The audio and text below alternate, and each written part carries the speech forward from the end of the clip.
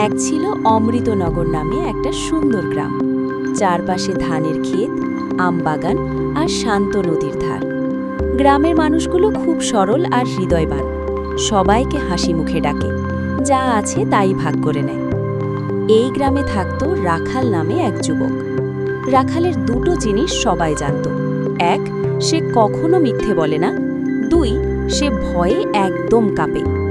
এতটাই ভীতু যে গ্রামের ছোট ছেলেমেয়েরা পর্যন্ত তার সঙ্গে মজা করে। এক দুপুরে রাখাল মাথায় চালের বস্তা নিয়ে হাঁটে যাচ্ছিল।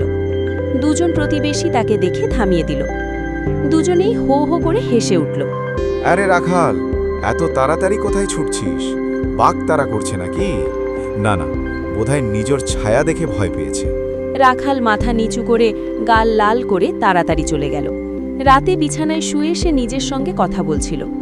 আমি কেন কোনো কাজ শেষ করতে পারি না? সবাই হাসে, এমনকি বাচ্চারাও আঙুল দেখায়। আমাকে বদলাতে হবে, নিজেকে প্রমাণ করতে হবে।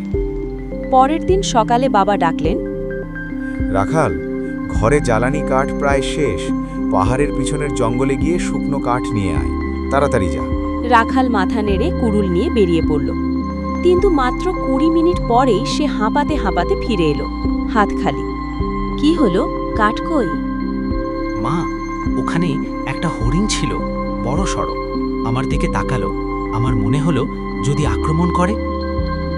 হরিণ? হরিণ দেখে পালিয়ে এলি? কত বড় কাপুরুষ তুই রাখাল! ছোট ছেলেরাও তো জঙ্গলের ভেতরে যায়, আর তুই? রাখাল চুপ করে মাটির দিকে তাকিয়ে রইল। কথাগুলো ছুরির মতো বিঁধল। কয়েকদিন কাটল, ঠাট্টা মশকরা চলতেই থাকল। এক সন্ধ্যায় রাখাল বটগাছতলায় একা বসে মন স্থির করল। আর না, আমি কিছু একটা বড় করে দেখাবো। সবাইকে দেখাবো আমি পারি। পরদিন সে এক দোকানদারের কাছ থেকে কিছু টাকা ধার নিয়ে সবজির ব্যবসা শুরু করল। বেগুন, ঝিঙে, লাউ কিনে হাটে বেচবে। কিন্তু চালাক প্রতিবেশীরা তাকে সহজ শিকার ভাবল। রাখাল ভাই, একা একা কষ্ট করিস কেন? আমাদের দে সবজি, আমরা বেশি দামে বেচে দেব, তোর লাভ বেশি হবে। বিশ্বাস করে রাখাল প্রায় সব দিয়ে দিল। তারা বেচে দিয়ে অর্ধেক টাকা ফেরত দিল, বাকিটা হাটের লোকসান বলে মিথ্যে বলল। রাখাল বারবার চাইতে গেলে তারা হাসল। আরে তুই খুব সরল রে রাখাল, কাপুরুষদের জন্য ব্যবসা নয়। সেই রাতে রাখাল চুপচাপ কাঁদল। সে ঠিক করল আর এ গ্রামে থাকবে না। গভীর রাতে সবাই ঘুমিয়ে পড়লে সে চুপি চুপি ছোট্ট একটা বোঝা নিয়ে দরজার দিকে এগোল। কিন্তু দরজা পেরোতেই একটা শক্ত হাত তার বাহু ধরে ফেলল। এত রাতে কোথায় যাচ্ছিস রাখাল? রাখাল থমকে গেল, চোখ দিয়ে জল গড়িয়ে পড়ল। বাবা, আমি আর থাকতে পারছি না। সবাই আমাকে নিয়ে হাসে, ঠকায়। আমি ব্যর্থ। আমি অনেক দূরে চলে যাব। বাবা তাকে টেনে চারপায়ায় বসালেন। শোন বাবা, পালিয়ে গেলে ভয় কমবে না, বাড়বে। তুই ব্যর্থ নোস, তুই সৎ। আজকালকার দিনে এর চেয়ে দামি জিনিস আর নেই। তুই শুধু এখনো নিজের পথ খুঁজে পাসনি। কিন্তু ব্যবসা করতে গিয়ে? ব্যবসায় তো কৌশল লাগে, কিন্তু মাটি কখনো সৎ মানুষকে ঠকায় না। কাল থেকে আমার সঙ্গে চল, আমরা দুজনে মিলে চাষ করব। লাঙল দেব, বীজ বুনব, ফসলের দেখভাল করব। কোনো চালাকি নেই, প্রতিবেশী নেই, শুধু তুই, আমি আর মাটি। রাখাল বাবার ক্লান্ত কিন্তু দৃঢ় মুখের দিকে তাকিয়ে আস্তে আস্তে মাথা নাড়ল। পরদিন সকালে বাবা ছেলে মাঠে নামল।